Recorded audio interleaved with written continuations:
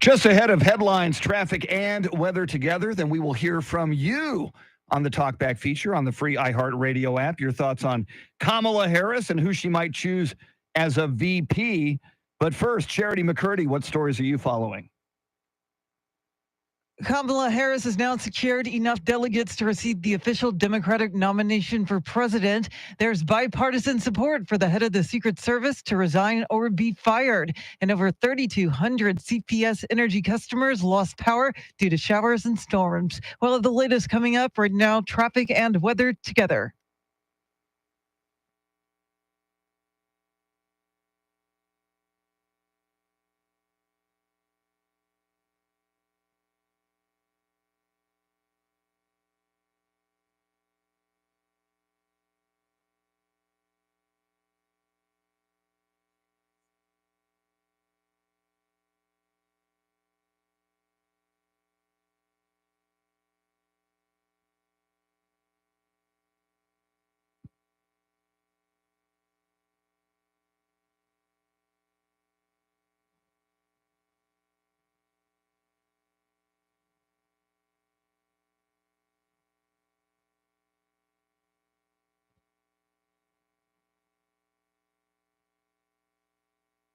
%, chance of afternoon shower. Some of it could be heavy. High today, only 85. Mixture of clouds and sunshine tomorrow and on Thursday, both days in the upper 80s. 73 in Boerne, 74 at the Snake Farm. San Antonio, 75 degrees.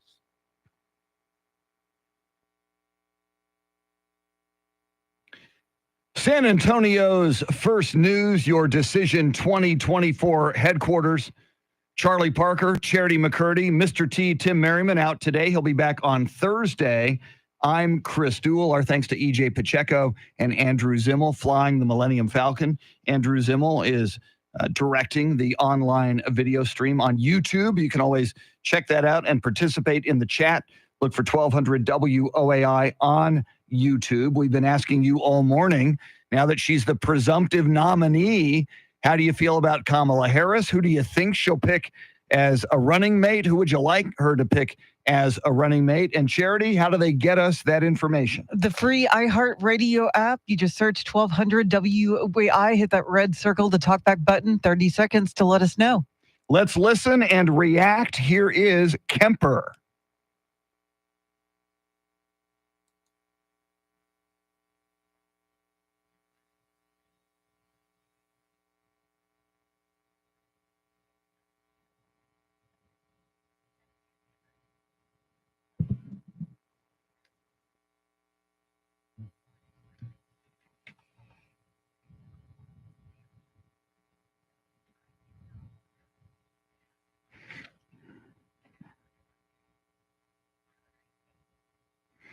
Charlie, Kemper not feeling the Kamala Harris love at this point. Well, a lot of people aren't. Yeah. And you mentioned, she is who she is or what she is.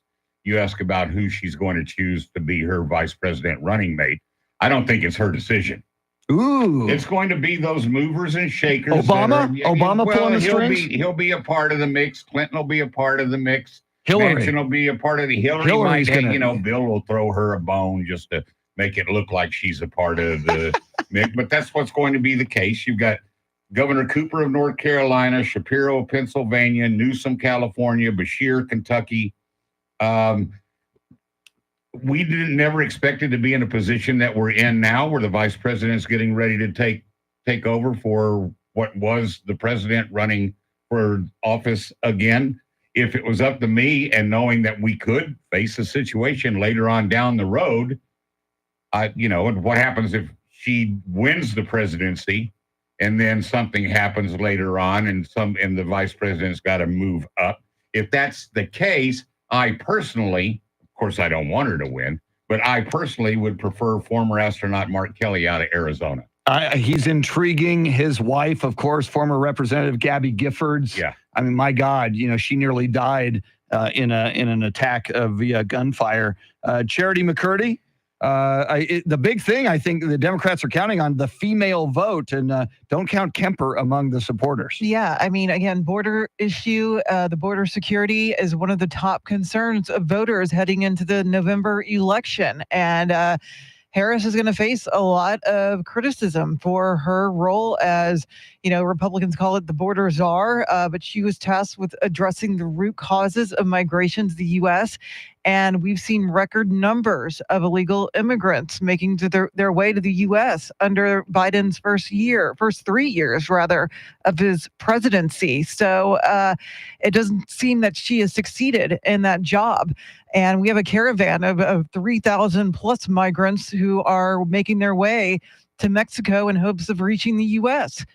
So that is going to be a huge issue going forward. The only counter that Kamala Harris has, as well as President Biden, is hoping that reproductive rights is the big issue that drives women to the polls. All right, we'll try to get to some more talkbacks in the next segment. Big 8 o'clock hour coming up. National correspondent Aaron Real on how the stock markets are reacting and would react further down the road to Kamala Harris.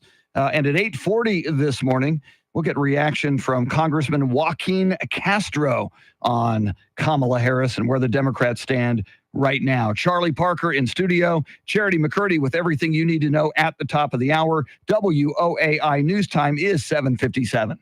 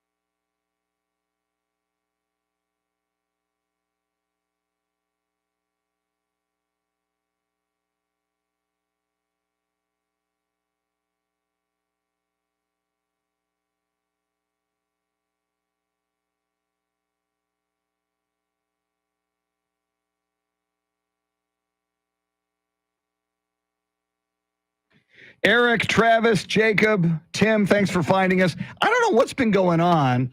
I have a theory. The stream has been cutting out after 3 hours. So I think YouTube, for whatever the reason, because I've seen others go longer.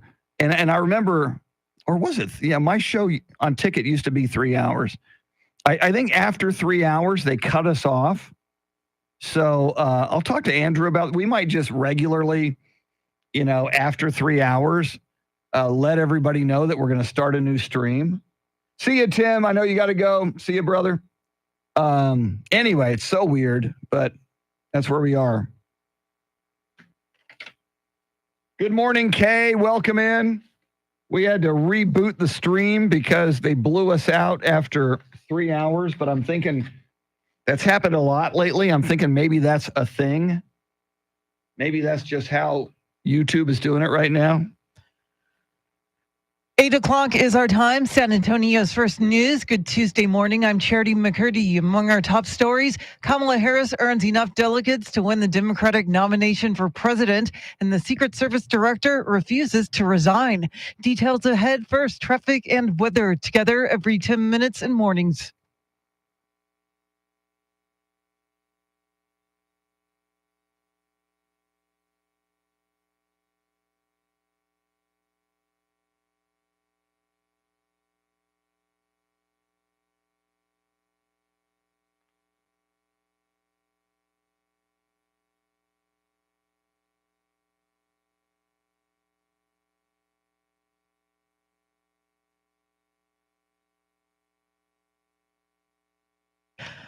Your Weather Channel forecast for this Tuesday: showers this morning into the afternoon, a high of 83. Chance of rain tonight, a low of 72. Get a move on. It is 75 degrees.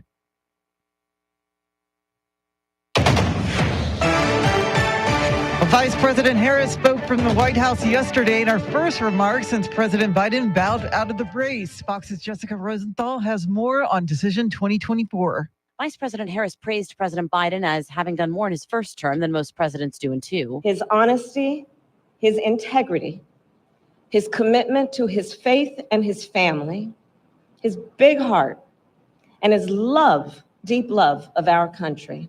She said he was doing much better after contracting COVID and looks forward to getting back out on the road. She then flew to Delaware to visit campaign headquarters in Wilmington, and President Biden called into the meeting. I want to say to the team, embrace her. She's the best. Biden has not been seen since he stepped off a plane in Delaware July 17th after announcing he had COVID.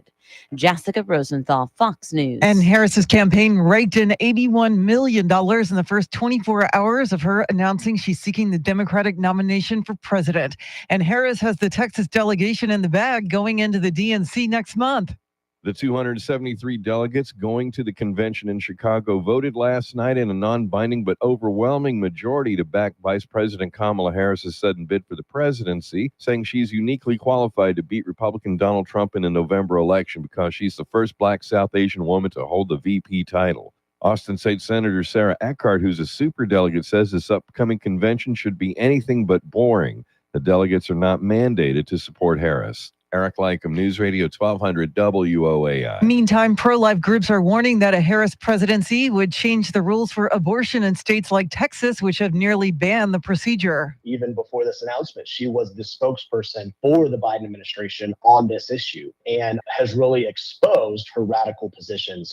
John Seago with Texas Right to Life says Harris has acted as the unofficial abortion czar. A nationwide tour included a rally at an abortion clinic. The vice president has actively promoted the so-called Women's Health Protection Act. The goal is to restore the protections that were in Roe v. Wade. And Governor Abbott is threatening to beef up security on the border after Biden endorsed Harris. Here's Mark Mayfield. Greg Abbott wrote on X, I think I will need to triple the border wall, razor wire barriers, and National Guard on the border.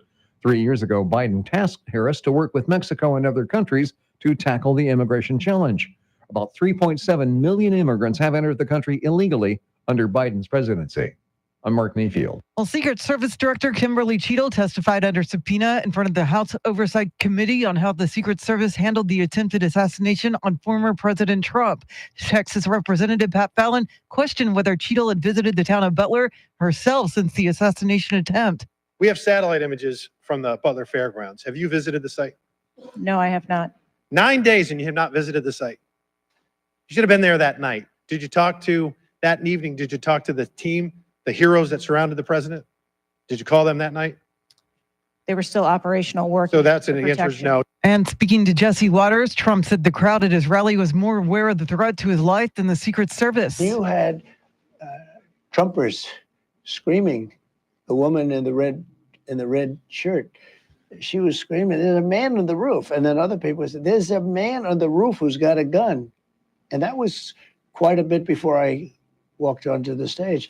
So you would have thought somebody would have done something about it. Cheadle says the shooting was the Secret Service's most significant operational failure in decades, but insists she's the right person to serve as director.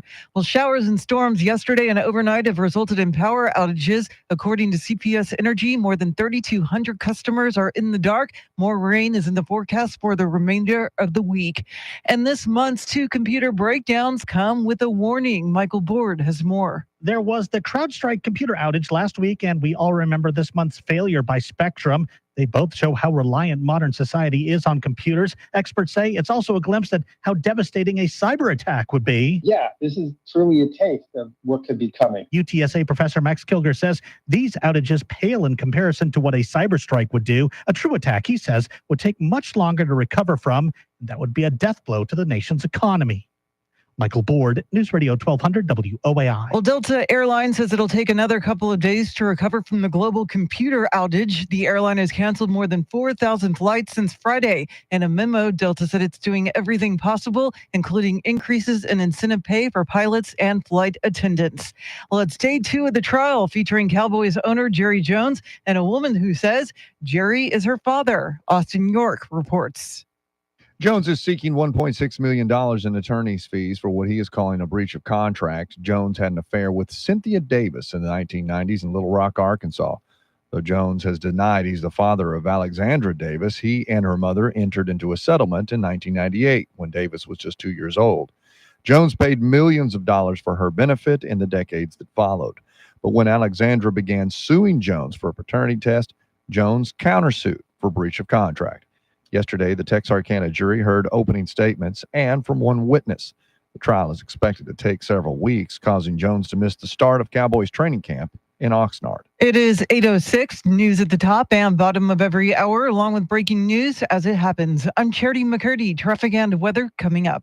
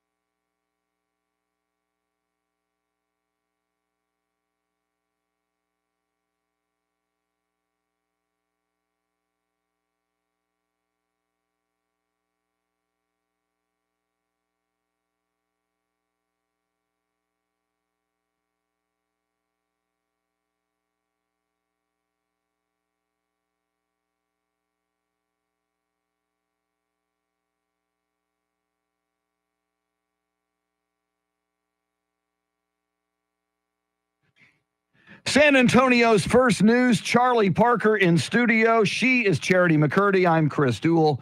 Mr. T is off. He will be back on Thursday. Big hour, 8:40.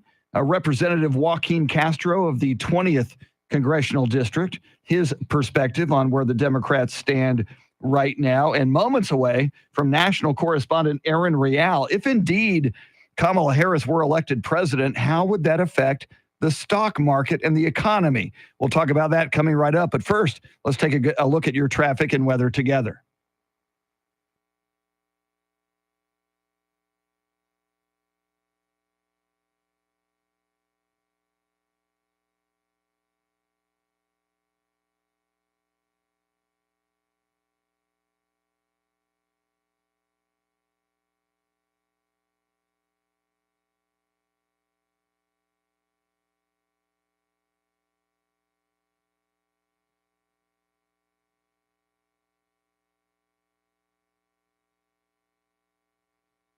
Weather Channel 3-day forecast, an 80% chance of afternoon showers. Some of it could be heavy, nothing severe, but possible heavy rainfall. Look for a high around 85 degrees. 75 now at WOAI. San Antonio's First News, your source for Decision 2024 coverage. Let's check in with the national correspondent, Aaron Real. Aaron, you're always keeping an eye on the financial markets. What do we know about how Kamala Harris's candidacy and or perhaps presidency would mean for those financial markets? They seem to like it. So everything was up yesterday. We're looking to a stronger open, but then it could just rebound, come back down to normal. But we have been looking at a rally, honestly, for the past 12 months. The S&P is up 22%. But one thing we know the markets hate are instability. So whether they love Kamala or dislike Biden so much, or they're just excited to see a Kamala-Trump showdown, whatever it is, it doesn't matter. It's the markets like it. They feel like things are a little bit better. And the new question becomes, how are Biden and Harris differing on various issues? It seems like for most things, they are lockstep when it comes to the economy, whether it be healthcare or student loans or income inequality or housing. There are a couple areas, but more of that will come to light in the coming days. You mentioned the stock market and that, for the most part, it's been up for the last 12 months. That's a year, even I know that much. And I know that it's up because I got the 401k to prove it. But up yesterday after, we now know that she's the presumptive nominee for the Democratic Party. How much is really based on who's in office and who isn't? It's a good question. And given that many politicians, like it used to be when Republicans were in office, the markets liked it, but that's not really the case anymore because it seems like everyone is, regardless to what side you fall on politically, there's a lot of corporate friendliness across the board and a lot more spending across the board. So it's just different than it used to be. But we do know one place that Harris and Biden are different because, again, it seems like the markets really did not like Biden, that volatility was concerning to them. But maybe they loved him if you look at it when you pull out 30,000 feet because 12 months, up 22%. Everyone's 401k. There's like a record number of 401k millionaires right now. So this is hard to say that they fundamentally hate it. In fact, Biden has pointed to the markets when he points to the strong economy right now, which it isn't a bold-faced lie that the economy is strong right now. Just inflation, it's great for people who were rich to begin with. If you are just, struggling to get by and you're a salaried man, then it's very difficult because we haven't had wage growth. We've had wage growth, but not in line with inflation for the most part. But one big policy difference that we're going to see with Biden and Harris, because again, she's pretty much going to, what we think, govern like Biden did in terms of the economy, but she is very different on trade policy. In fact, she voted against the U.S.-Mexico-Canada trade agreement when she served in the Senate. It was a 2022 trade deal. It was signed into law by Trump. It replaced NAFTA, which was pretty popular. And she opposed it on the grounds of climate concerns. She's also against Trans-Pacific Partnership. That was Obama's big deal. That was in 2016. She was against it for similar reasons. So I don't say this to be hyperbolic, but oftentimes trade agreements and these trade pacts, they sit in for ceasefire agreements in the modern world that we live in. I've always liked to quote that when trade crosses borders, bullets will not. Again, not meant to be inflammatory. It's just the reality in which we live today. And the rebuttal to that is like, well, in a capitalist society, you shouldn't need trade agreements. Sure, true. But we don't live in a pure capitalist society. We live in a version of it. And as a result, these trade agreements add a lot of value. And we know Trump has been talking more tax cuts if he wins. Aaron, do we know where Harris stands on that issue? Yes. So the 2025, the trillions in tax breaks that are set to expire in 2025, those are going to sunset. They include like lower federal income brackets, bigger standard deductions, child tax credit. Harris seems largely on board with extending these. The place where she differs, corporate tax. She wants to charge corporations more. That is something that she's made very, very clear. And then one big question is whether Harris is going to stick with Biden's pledge not to raise taxes on those making less than $400,000. That will be interesting to see.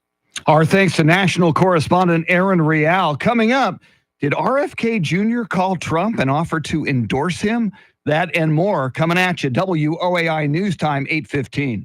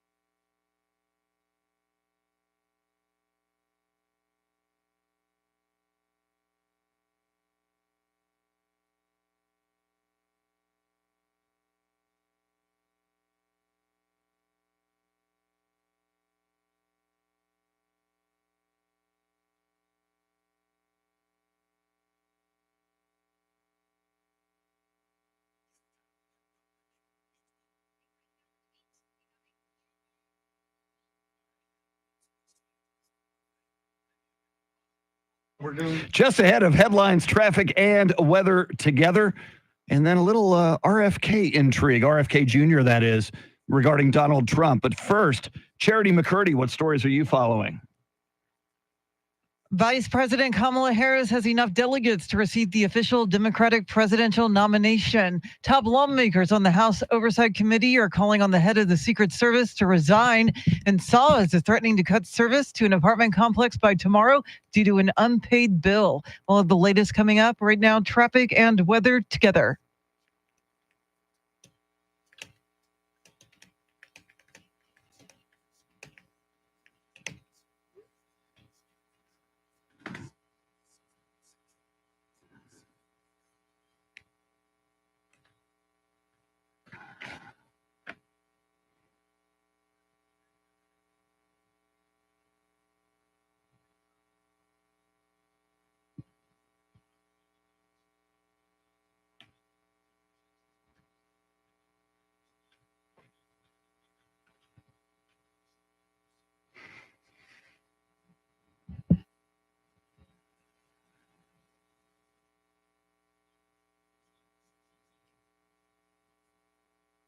%80 chance of showers today. Some possible heavy rainfall.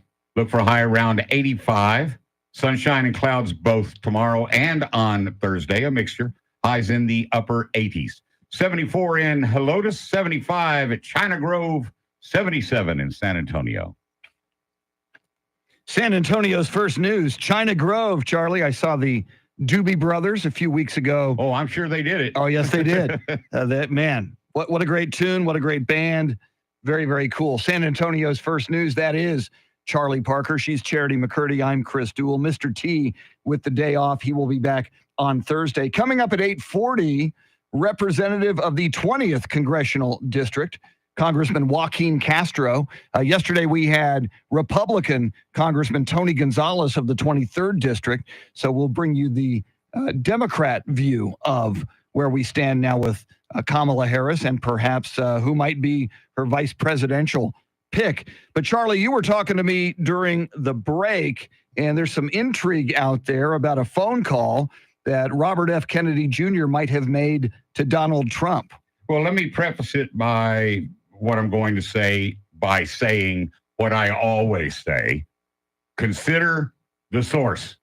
I'm not going to tell you what the source was, but I saw it yesterday and I haven't heard much about it since I saw it.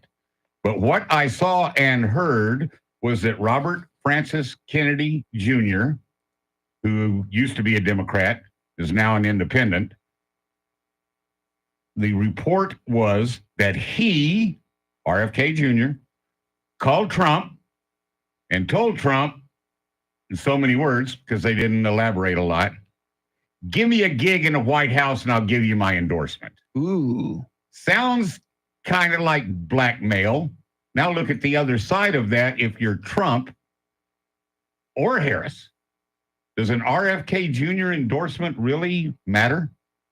Does it help you or doesn't it? I don't know. Charity, what do you think? I think for the Trump team, it doesn't move the needle, especially, isn't Kennedy well known for being a vaccine skeptic? I think that might cause some potential problems for the Trump campaign. No, I don't think that's something that the Trump team would, I guess, move mountains to get, especially when it comes to a job in the administration for Kennedy. What about on the other side? What if it's Harris? Well, and first of all, I disagree because in some polls this season, Kennedy has had as much as like 14%.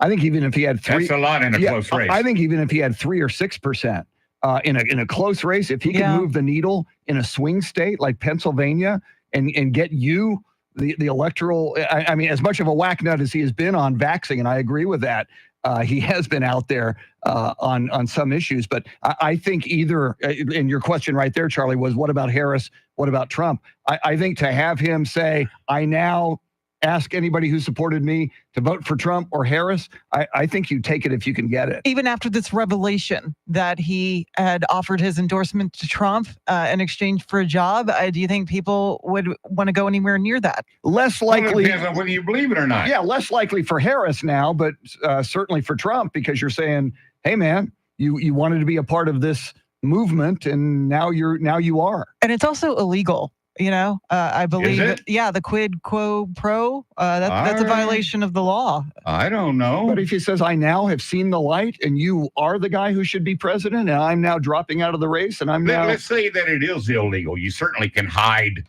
behind enough legality language to get away with it. Mm-hmm. I don't think there's no way in the world I would think that it would happen. Yeah. And the source that I got that from yesterday, I haven't seen it since then. So even that network, guessing here, thought after they aired it and thought that they were dropping some kind of big bombshell, went, maybe not so much. Let's don't say that again. See, and my first thought is Trump fires everybody in his cabinet anyway. So even if you get a position in the Trump cabinet or in the White House, there's a chance you're going to be fired if something goes wrong. I'd like to know if that's illegal because it doesn't sound illegal to me. Under Section 599 of Title 18 in the U.S. Legal Code, it's illegal for a candidate to directly or indirectly promise a future job or position for the purpose of procuring support in a candidacy. There you go. Okay. So well, Trump, I didn't write that down, but I will. He could do it, and then Trump wins, and then Trump pardons him. See, it can all be done. And it can all be done. Hey, it's a crazy, crazy world, man. Every 5 minutes, something changes. And then Trump goes on the retribution tour and then starts going after all the people who went after him. And why didn't the Fox Kennedy network? Oh, I'm sorry. Why didn't the source that I saw that on yesterday read that section that Charity just did before they? Why didn't they make that a part of their story? Because it was fake news, probably. Oh, okay. Well, I'm guessing. I thought that had to be CNN. That's MSNBC for sure. And sometimes CNN. Can't keep up. Coming up, Representative Joaquin Castro from the 20th Congressional District at 8:40. Charity at the bottom of the hour with everything you need to know. WOAI News Time 8:25.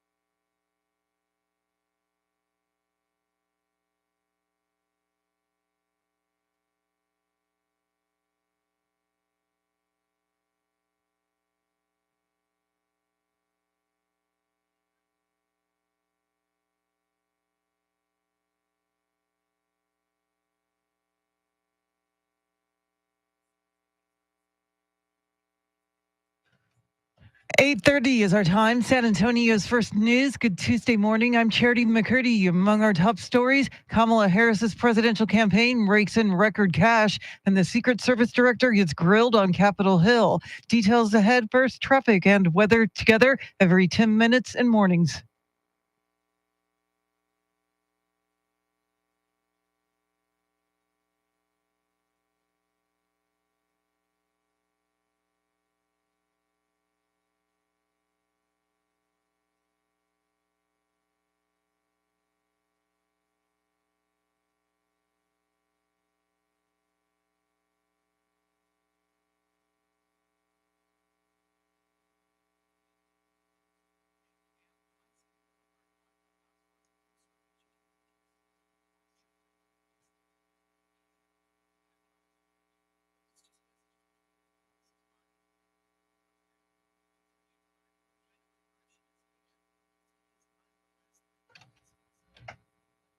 Your Weather Channel forecast for this Tuesday: showers this morning into the afternoon, a high in the mid 80s. Chance of rain tonight, a low of 72. Right now, we're up to 77 degrees.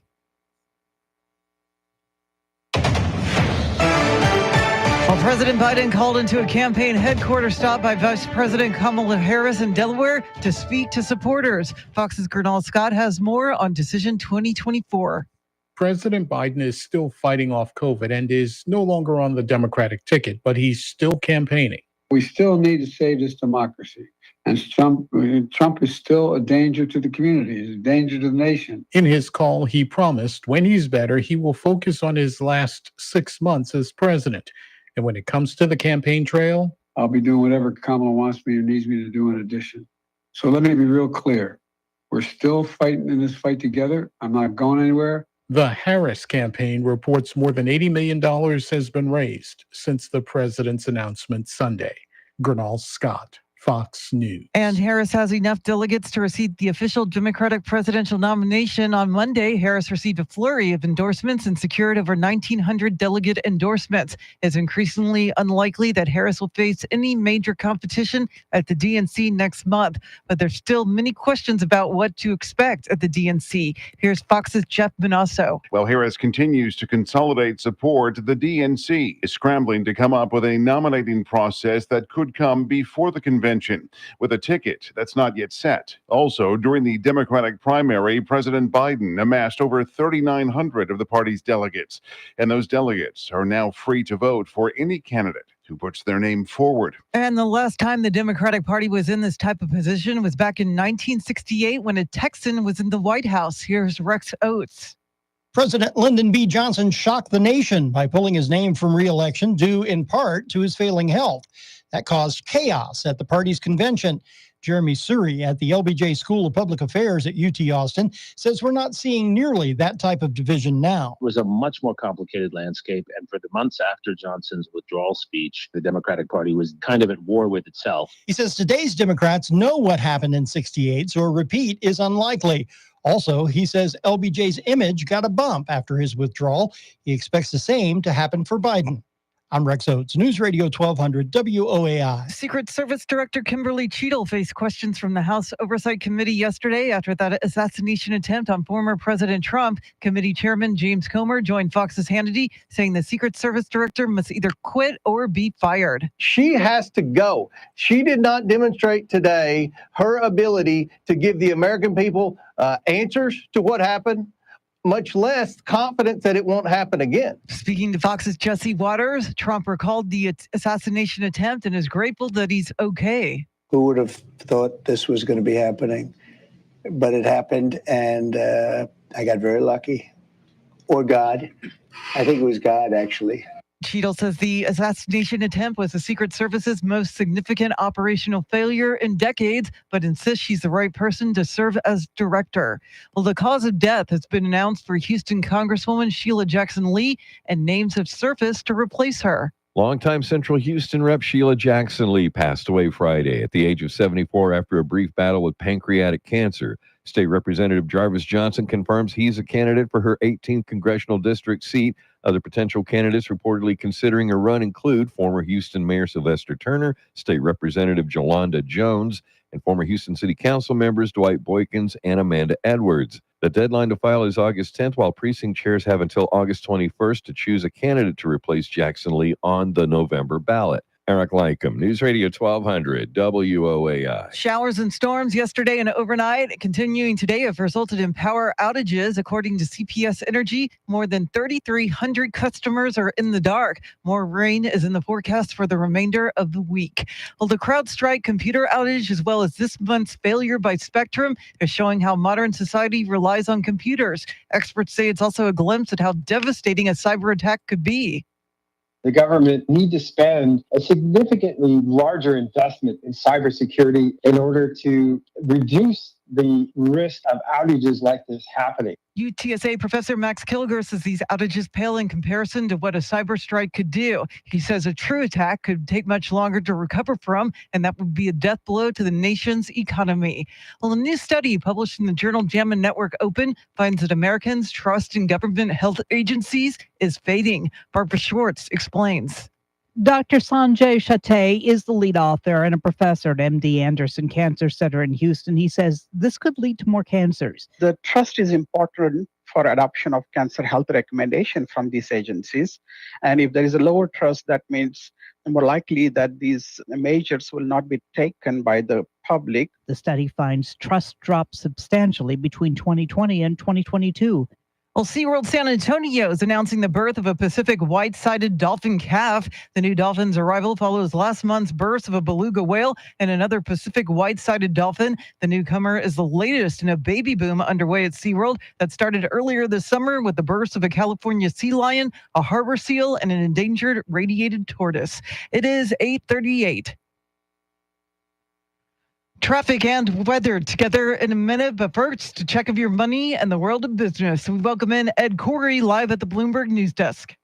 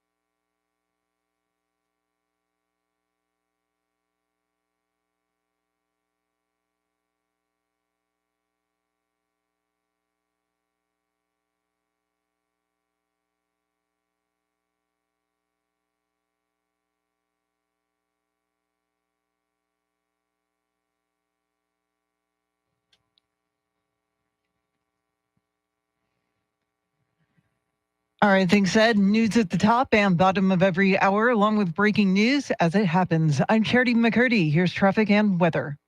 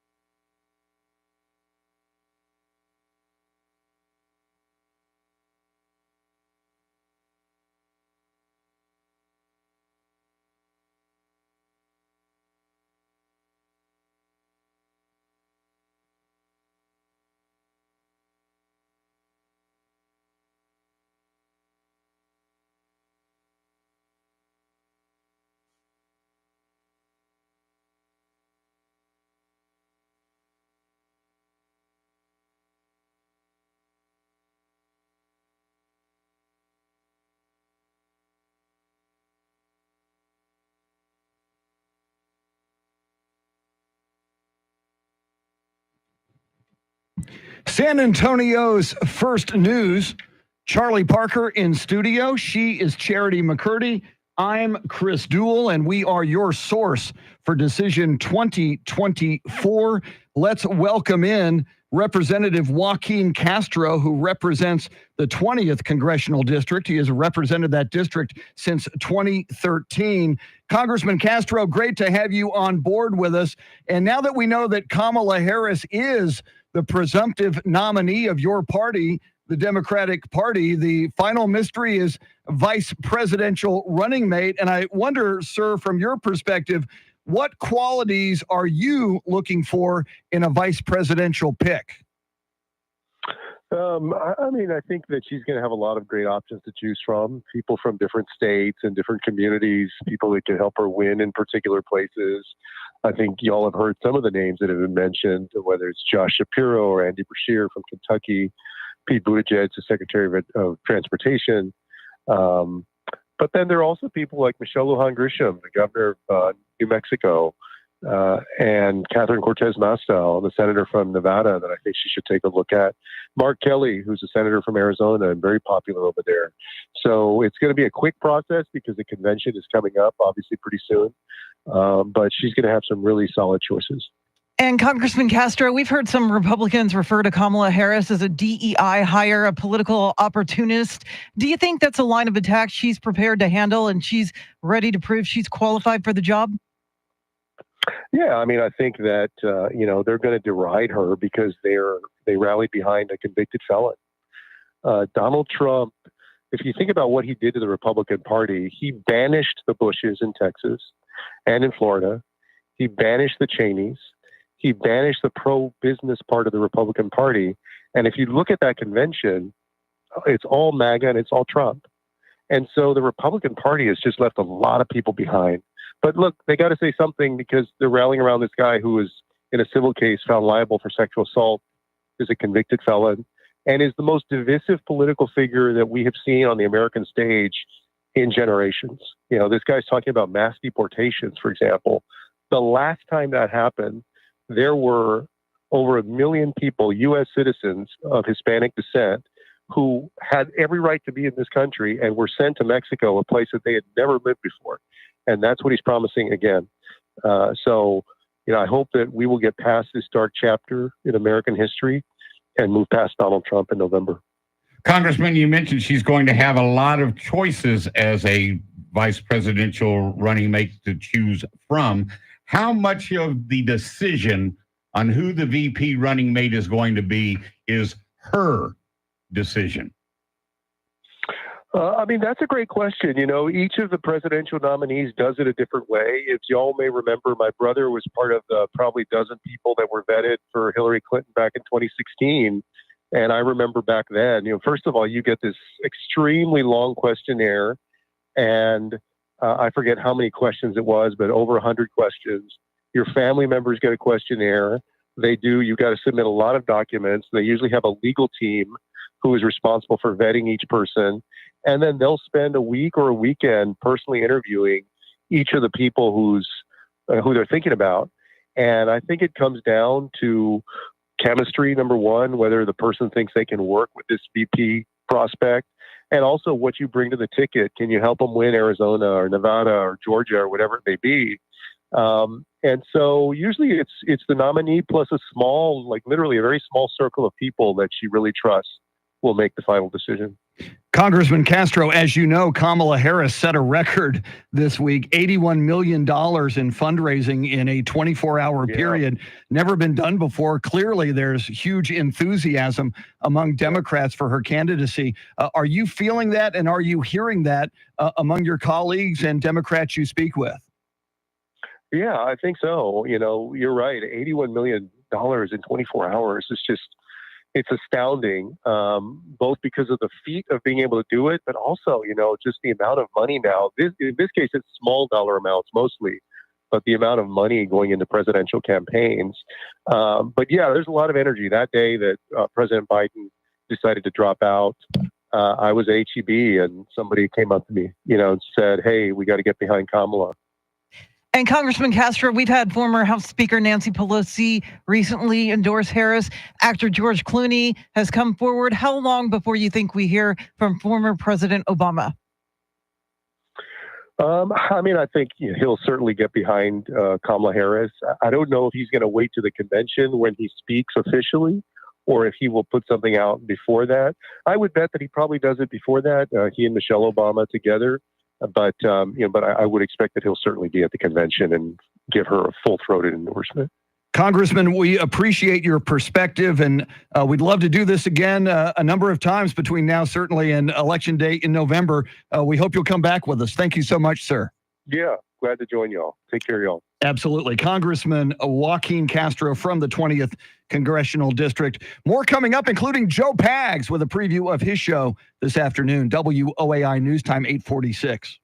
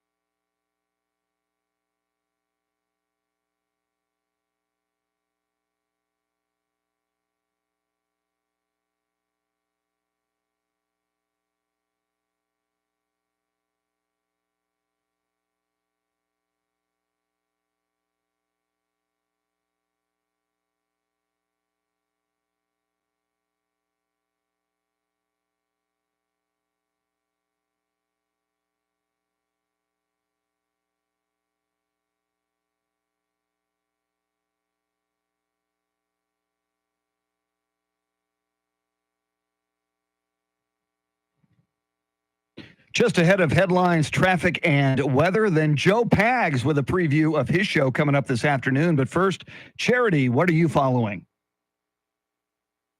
Vice President Kamala Harris has enough delegates to receive the official Democratic presidential nomination. Top lawmakers on the House Oversight Committee are calling on the head of the Secret Service to resign, and CPS Energy has restored power to a bulk of the customers who lost service due to showers and storms. We'll have more coming up. Right now, traffic and weather together.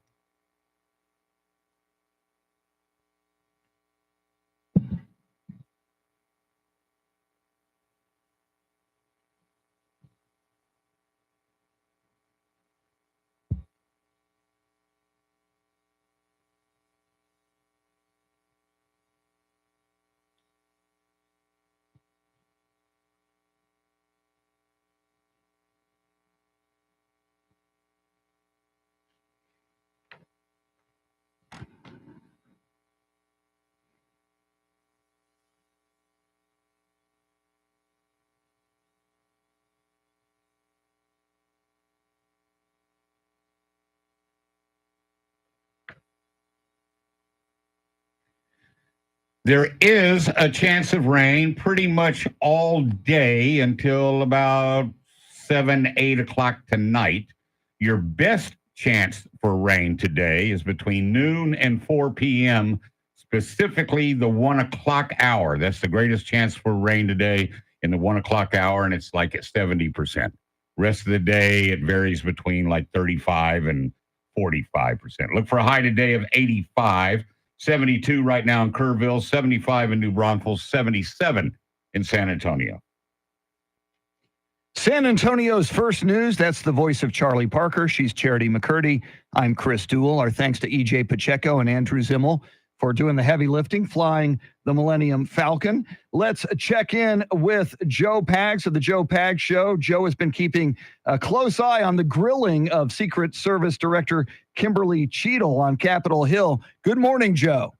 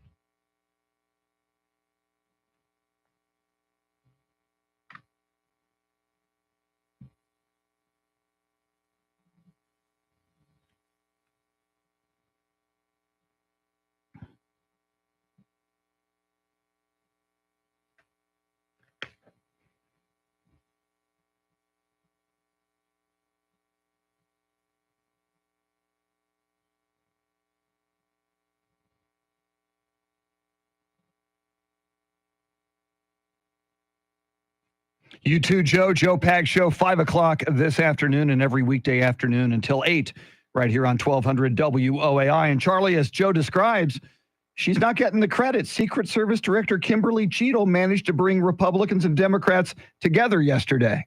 But all in an attack mode, wasn't it? Yeah, they all hate her and want her gone, but they agree. Yeah, let me be clear. I think she needs to step down or you can't do both, or be fired. However, I know I'm in the minority, but I'm one of those individuals. I think that, let her do, I know she didn't do her job. Let her continue to do her job in her investigation. And then she'll obviously, I would think, see the writing on the wall, and then she'll step down.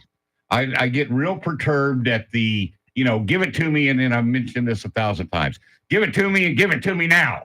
Mm-hmm. Let the process take place.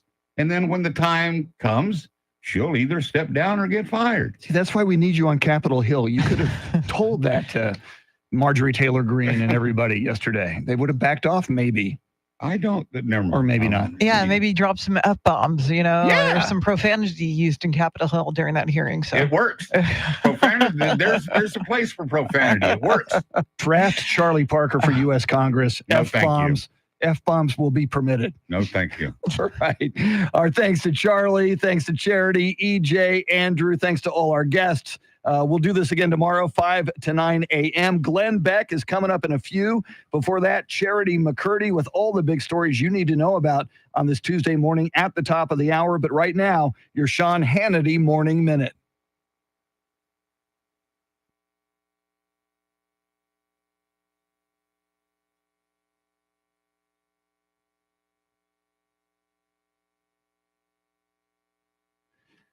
Everybody, thanks for hanging out. Travis, Eric, Kay, Jacob. See, who else do I see in here? That's all I can read on the chat. Anybody else who is in here, thanks for hanging out. We do this on YouTube every morning from 5 to 9, which is when we're on the air. Have yourself a great Tuesday. Be careful. It's going to be wet. If you were listening to Charlie, biggest chance in the 1 o'clock hour, but a lot of rain possible, certainly from noon to 4. Have a great Tuesday. See you in the morning, 5 a.m. Adios.